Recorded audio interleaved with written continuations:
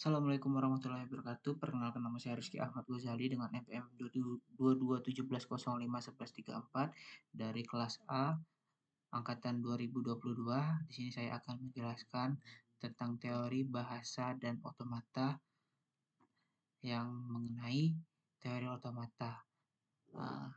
Adalah bidang studi dalam ilmu komputer dan matematika yang berfokus pada pemahaman tentang mesin abstrak yang disebut otomata dan apa yang bisa atau tidak bisa mereka hitung. Teori otomata membahas konsep seperti mesin Turing, otomata hingga, otomata berhingga, dan bahasa formal. Ini membantu kita memahami batasan komputasi dan digunakan dalam pengembangan bahasa pemrograman, analisis algoritma, dan masalah-masalah terkait komputasi. Teori otomata berguna juga dalam memodelkan dan memahami sifat-sifat bahasa formal atau otomata yang digunakan dalam komunikasi manusia, seperti bahasa pemrograman dan bahasa alami. Otomata terdiri dari sejumlah state atau keadaan atau juga kedudukan dan transisi antara state tersebut. State pada contoh berikut bisa kita lihat, dan mesin otomata memiliki combinational logic, memiliki financial state machine, push down automaton, dan Turing machine. Bahasa formal.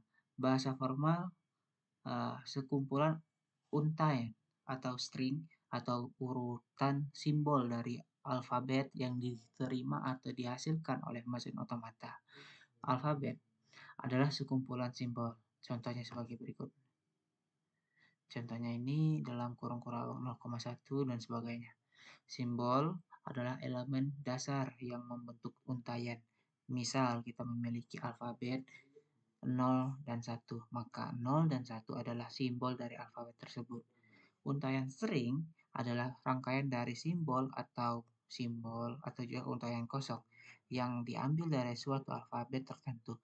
Misal kita memiliki alfabet 0 dan 1, maka contoh untayan yang dapat dibuat adalah 0101, 0110, 101, dan seterusnya.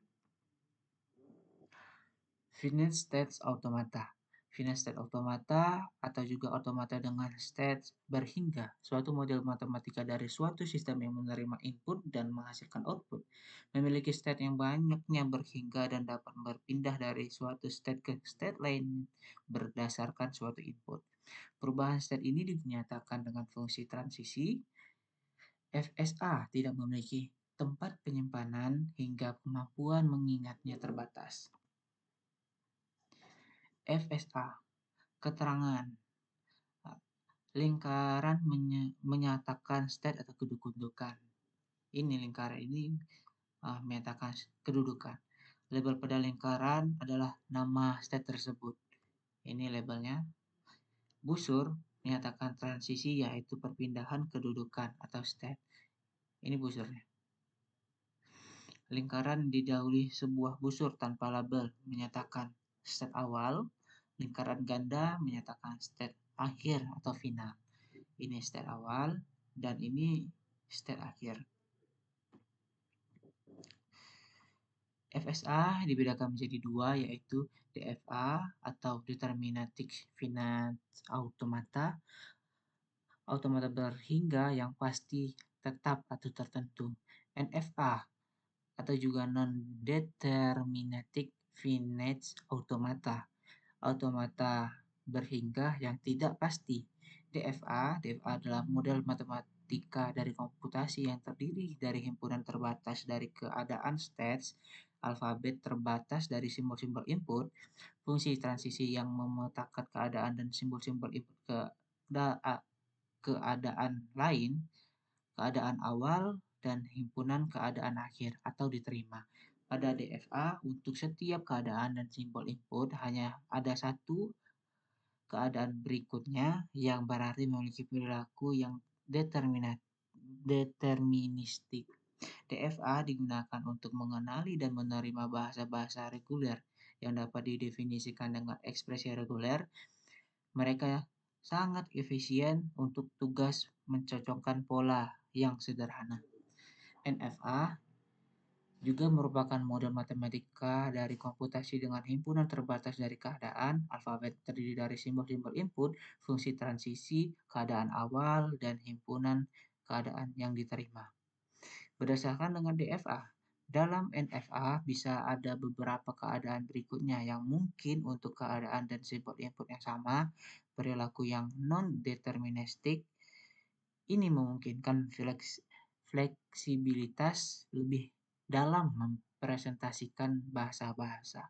NFA juga digunakan untuk mengenali bahasa-bahasa reguler dan memiliki kekuatan komputasi yang setara dengan DFA, namun seringkali lebih mudah merancang NFA untuk bahasa tertentu, ekspresi reguler, karena transisi non-deterministik mereka. Perbedaan DFA dan NFA. Perbedaan DFA dan NFA adalah pada fungsi transisinya. DFA setiap pasangan state setiap pasangan state masukkan selalu tepat dan ada satu state berikutnya.